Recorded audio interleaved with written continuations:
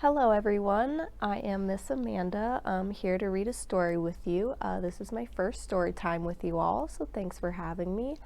Today we'll be reading Grandmother's Visit. The author is Quan, that means she wrote the words, and the illustrations are by Carmen, means she drew the pictures. And just a warning, it does deal with grief and sadness, and especially in this time, I feel like that's something we should all embrace and learn more about. So let's get started. So, Grandmother's Visit. Cat with keys. Grandmother's Visit.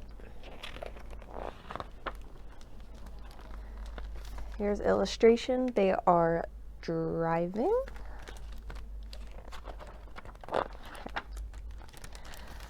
My grandmother teaches me the secret of measuring rice to water.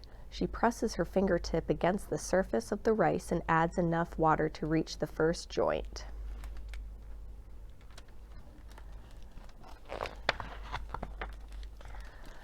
My grandmother tells me about when she was a girl growing up in China. On special occasions, the children of her village were treated to red lotus beans, boiled in sugar and served cold with ice. Grandmother is always savoring the flavors of her childhood. I like her stories. They taste salty and sweet, like the pickled plums grandmother hides in her pockets.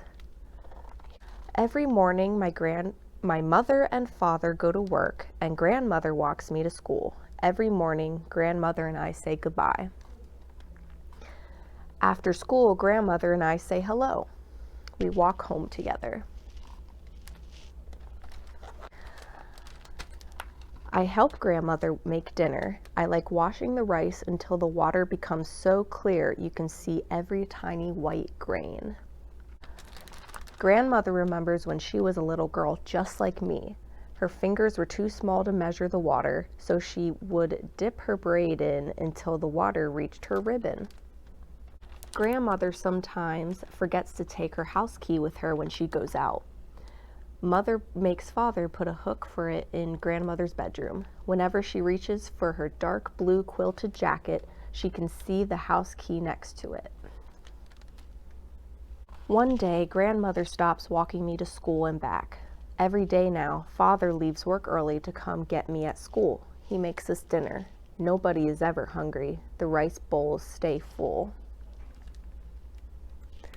Grandmother's door is always closed. Mother and father are always whispering. One day, grandmother's room is empty.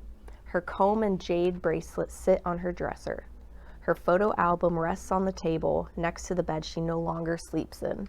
Her dark blue quilted jacket now hangs in the closet. No more pickled plums are hidden in its pockets, and grandmother's house keys remain on its hook.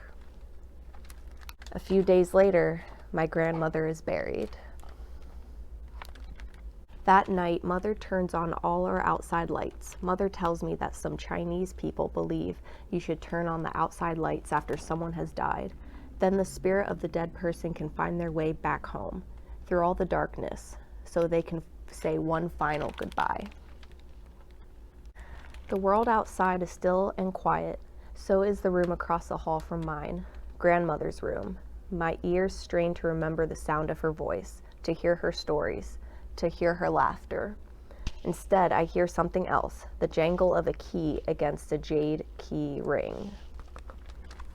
When I go into grandmother's room, I see that her house key is no longer on its hook. I find the key inside grandmother's photo album, like a bookmark. There is a picture of my grandmother holding a little baby on her lap. The baby is me. Hello. My grandmother taught me the secret of measuring rice to water. My grandmother told me about when she was a girl growing up in China. Tonight, my grandmother came to tell me goodbye. And that was our book for today.